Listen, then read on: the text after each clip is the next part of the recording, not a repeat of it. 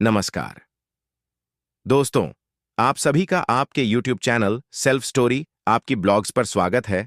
आज हम दोस्तों देखेंगे छोटी छोटी कुछ स्टोरी। ये कहानी आपकी डेली लाइफ में काम आएगी। अगर आपने इंसेक्ट्स जो सीख ली और अपने जीवन में उतरे तो आप बहुत कुछ सीख सकते हैं। भाग्य का खेल। भाग्य का लिखा कभी नहीं मिटता। गंगा किनारे बसे छोटे से गांव में मोहन नाम का एक गरीब किसान रहता था। उसकी जिंदगी कठिनाइयों से भरी थी। रोज सूरज निकलने से पहले खेत में काम करने जाता और शाम ढलने के बाद घर लौटता। फिर भी गरीबी उसका पीछा नहीं छोड़ती थी। मोहन अक्सर सोचता, शायद मेरे भाग्य में सिर्फ संघर्ष लिखा है। लेकिन उसकी मां हमेशा कहती, बेटा, भाग्य से ज्यादा मेहनत की ताकत होती है। एक दिन गांव में मेला लगा। वहां एक साधु बाबा आए जो भविष्य बताने में माहिर थे। गांव के सभी लोग उनसे अपनी किस्मत के बारे में पूछने लगे। मोहन भी उनके पास गया और हाथ आगे बढ़ाते हुए बोला, बाबा, क्या मेरी गरीबी कभी खत्म होगी? साधु बाबा ने उसकी हथेली देखी और बोले, बेटा, भाग्य में जो लिखा है उसे कोई नहीं मिटा सकता।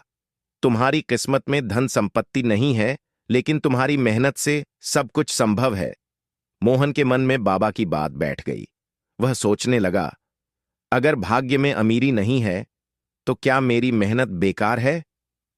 अगले दिन से मोहन ने पहले से भी ज्यादा मेहनत करनी शुरू कर दी।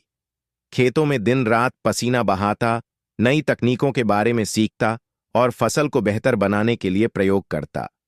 गांव के लोग उसका मजाक उड़ाते और कहते, इतनी मेहनत करने से भी भाग्य नहीं बदलेगा।